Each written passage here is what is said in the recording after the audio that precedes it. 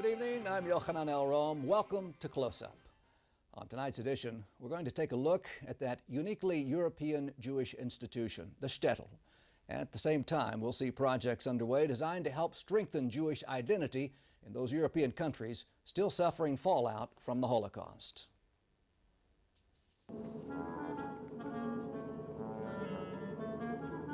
The countryside of Belarus today displays little resemblance to what it was like in the 18th and 19th centuries when hundreds of little villages, or shtetls, dotted the landscape. Jews were often the majority in these communities. Most of the shtetls were completely destroyed and the inhabitants murdered during the Second World War, leaving no trace of the rich Jewish heritage that had once flourished here.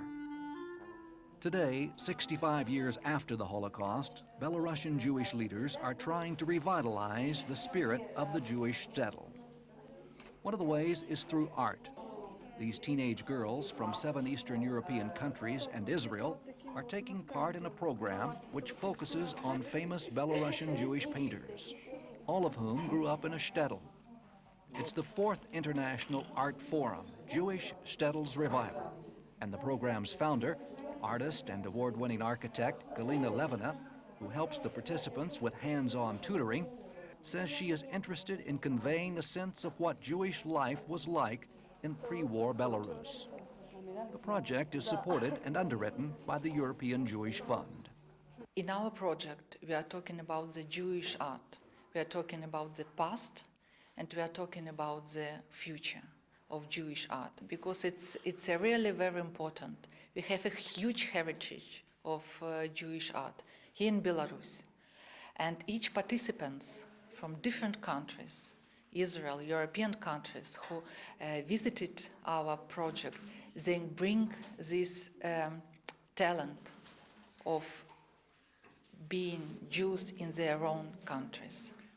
The budding artists spend a week touring relevant historic and artistic sites and take part in master classes. They saw for themselves the humble beginnings of artists like Marc Chagall, who grew up in the shtetl of Vitebsk, today a vibrant city of 350,000. The Chagall Museum is housed in his boyhood home. It features Chagall family memorabilia and 300 lithographs, but none of his famous paintings. Museum director Ludmila Hemelnitskaya said this is due to a limited budget. She explained that the museum was only opened in 1991 because during the communist period, the Jewish artist was considered a traitor for having immigrated to France. Not far from the Chagall home is another state-run museum located in the former communist headquarters. It features the paintings of Yudel Pen, who was Chagall's mentor. Pen, however, never achieved the fame of his protege. Nonetheless, many of these young artists said they preferred the work of Pen over Chagall.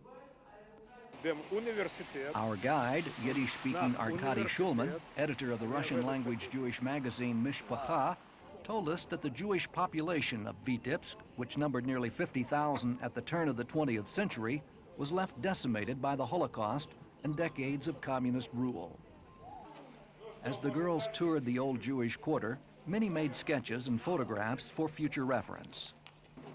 This is the former Chabad synagogue, which was home to a thriving Hasidic community. It lies in ruins today because there are no funds to refurbish the building. Creativity took on a different form for the youngsters at the Hattin Memorial, situated on the site of the former shtetl. It was here that art and history came together. In 1943, German SS troops forced the 1,085 residents into a barn and set the building on fire, and then leveled the village. Today, Hattin stands as a symbol for the 186 Belarusian shtetls, which were destroyed and never rebuilt.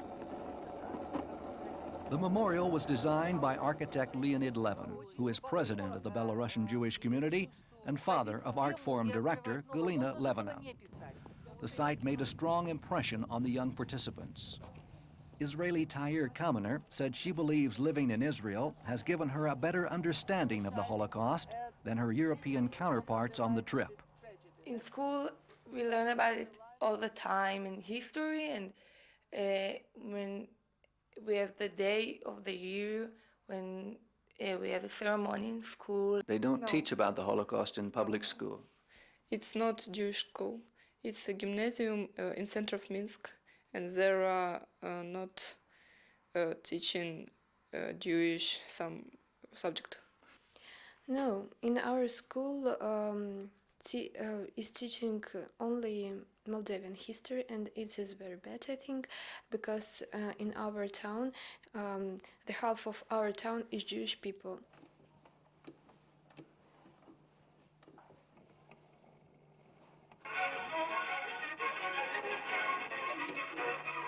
The group also visited Mir, a shtetl that did survive the Holocaust, but without its Jews. The Mir yeshiva staff and students escaped certain death before the war by relocating to Shanghai and later to Israel. The center of town, including the famous Mir Yeshiva building, recently enjoyed a state-funded facelift.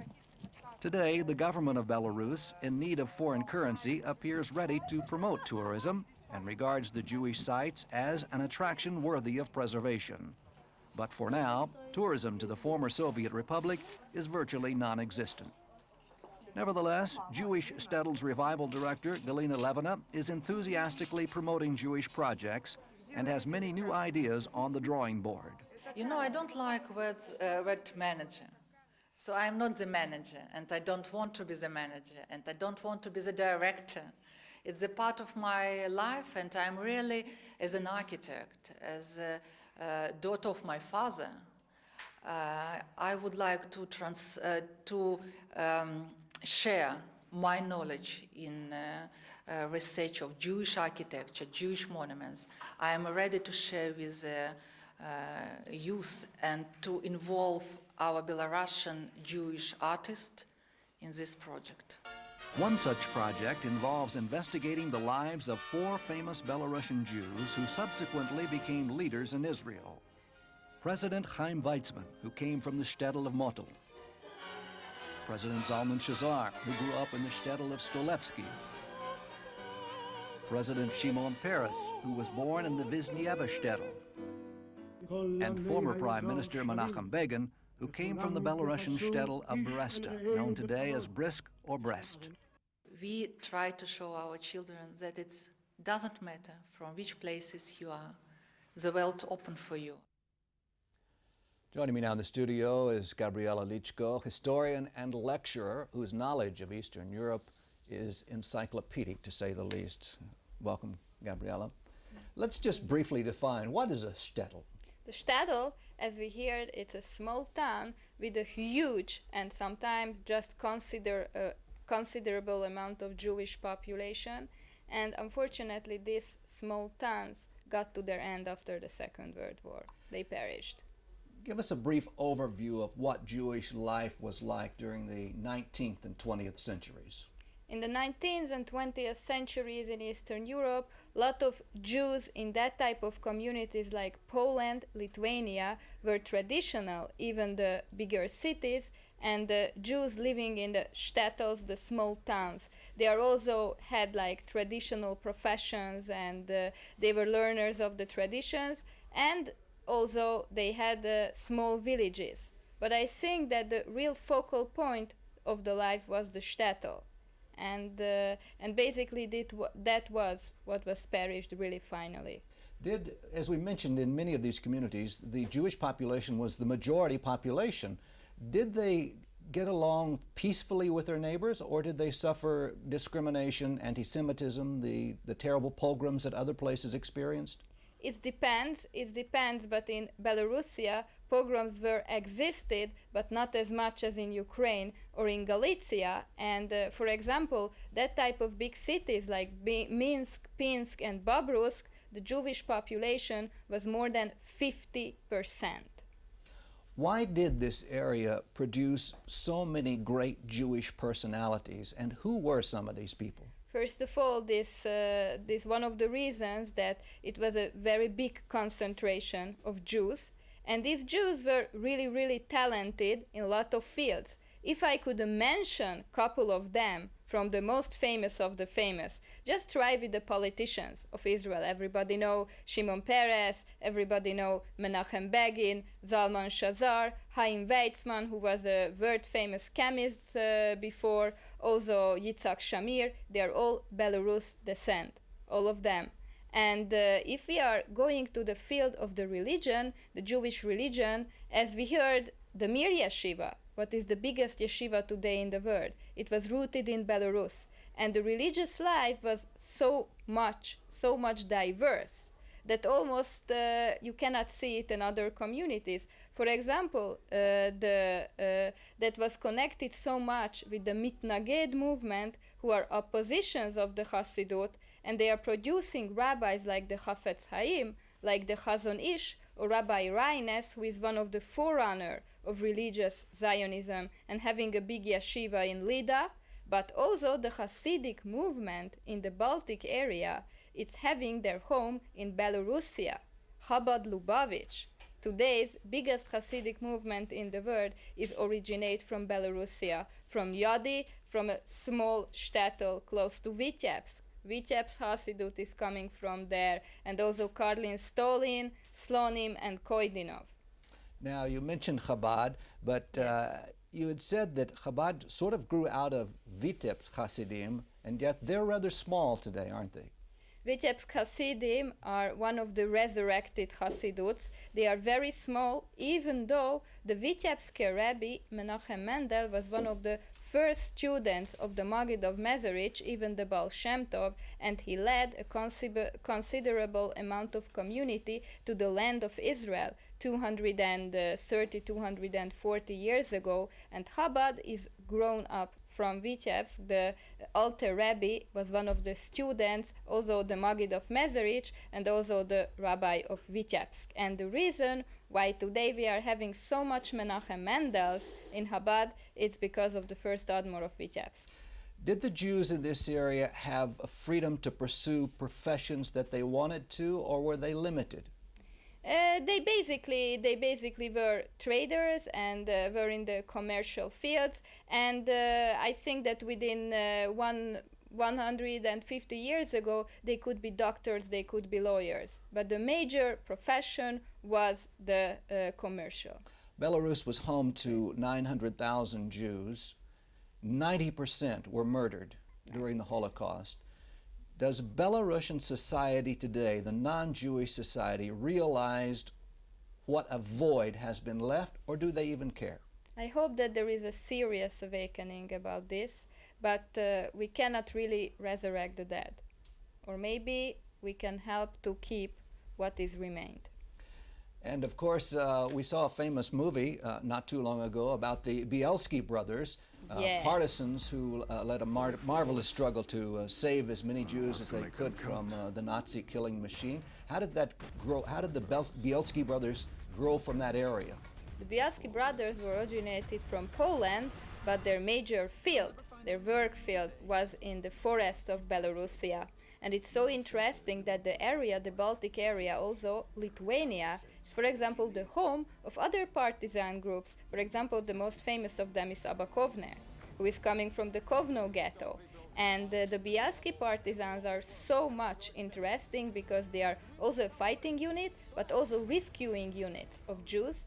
And in the height of the Bielski partisans in the Belarusian forest, more than 1,000 Jewish people are living with them, and they are having a Beit Knesset, and they are having facilities. Gabriela Lichko, historian and lecturer, thank you so much for being with us. And I've had the opportunity to hear you lecture, and I would advise anyone who has the chance to hear you come hear one of your lectures to do so. You speak at the Israel Center frequently.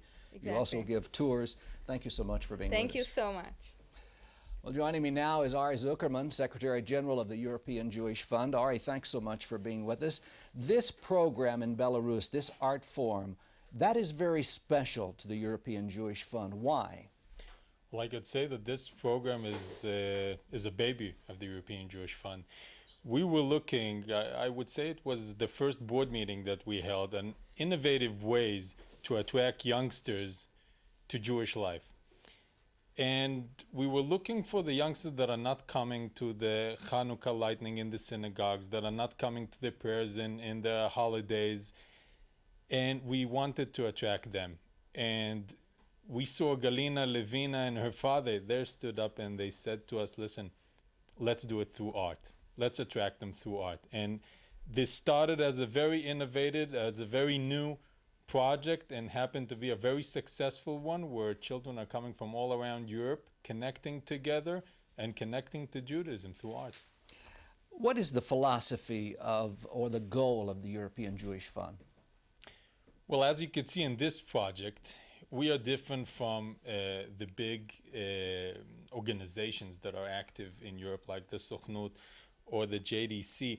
We're mainly trying to attract the unaffiliated Jews. The ones that are not connected to the communities, to the Jewish life. We tried very much to create Jewish pride, which we see as a very essential element for them to want to be connected. And we're trying also to create leadership, which I would say is a very challenging task, especially in the small communities in Europe. How are the communities in Europe, especially Eastern Europe, different from American Jewish communities? Well, first of all, the distinction between Eastern communities and Western communities is, of course, a right so. And the distinction is so big that it would be easier for me to answer what is the similarity. But I would start, first of all, with the mere existence of these communities, which is not going without say, as with the American ones. To be a Jew in the United States, it's something that I would say in a very short sentence doesn't burden you with any kind of burden, blame, consequences. To be a Jew in Europe today, you bear the consequences of whatever happens in the Middle East. You bear the consequences of the past of Europe, and especially where you are in small communities, you bear the consequences of very live and threatening anti-Semitism that still threatens the mere life of some of the communities. Well, let's take a look at one such program that you're operating in Europe. The European Jewish Fund plays a major role in the project called Paideia. Talented young Jews from all over Europe gather in Stockholm, Sweden for a year-long course that prepares them to take leadership roles. They are young, talented and successful and come from all over Europe. These are students at Paideia, the European Institute for Jewish Studies in Stockholm, Sweden. Each one was carefully screened and selected as a Jewish activist and a potential future leader. The whole thrust of Paideia is to empower people. We want to empower them on two levels. These are like two legs of Paideia. One is with the knowledge that will make them confident enough to really be the real actors, the real creators. And the other hand is activism. We want to make sure that it doesn't stay only with knowledge, but that people really become empowered to bring about their own dreams of how Jewish culture can look in their own societies. Every summer, Paideia holds a program called Project Incubator, in which these entrepreneurs for Jewish culture, many of whom are graduates of the Institute's one-year academic course, are provided with the tools to push their current project forward and transform their ideas into reality. Paideia absolutely provides an umbrella and an ability to articulate and then execute these ideas and interests that the Jewish young community has, and it gives them the format to take it from idea and thinking to actual execution and articulation. One participant was Venice resident Shaul Bassi, who is working on a proposal to revitalize Jewish life in the tourist-oriented canal town, which was once home to a large, vibrant Jewish community. What happens today is that there are a vital but small Jewish community and thousands of visitors, Jewish visitors. And so what we're trying to do is to create an occasion for them to meet and to interact, and so that the visitor can share the experience of living in Venice, which is a great experience, and the local Jews can learn more about the larger Jewish world, and perhaps also make of Venice again a center of Jewish learning as it was for centuries in the past. Katie and Giles from London have mounted a musical performance called Soviet Zion. It's about Stalin's attempt in the 1920s to establish a socialist Yiddish homeland in the Jewish autonomous region of Birobidzhan.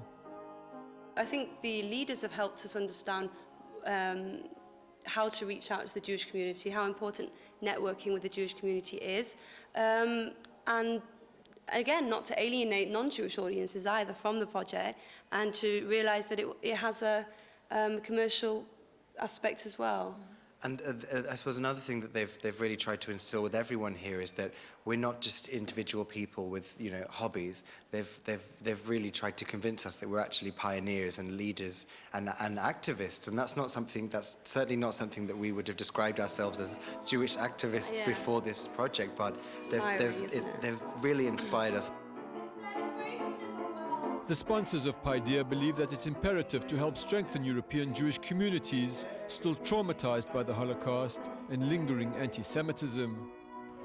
It's a project of educating, of studying during 1 year young Jewish guys and ladies how to be political leaders today, how to survive under all possible circumstances, how to learn our tradition, our customs, which I think is the best protection for survival.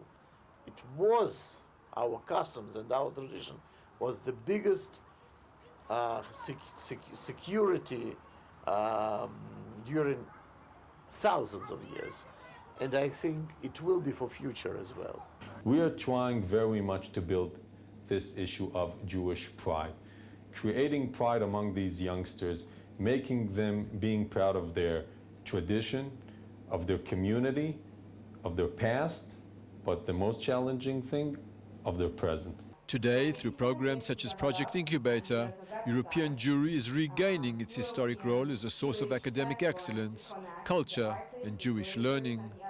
When we think of Jewish creativity and where the centers of Jewish learning are, we look towards Israel and we look towards America, and someone once told me that Europe is the place we fly over to get to those areas, and I'd never really understood about the creativity of young Jewish life in Europe. And I think what I'm finding here is there's these little flames and pockets of sparks kind of Jewish creativity, and seeing them all come together at Paideia and meet each other and the connections that are coming from that, it really does feel like something new and exciting is happening in Europe. Ari, let me ask you, how do you measure the success of a program like the one in Stockholm? Well, first of all, you could go to the results and prizes that this program got, but that is not how I measure it. I measure it to see how the graduates came back to the communities and reflect and affect the lives of the youngsters, of the community as a whole.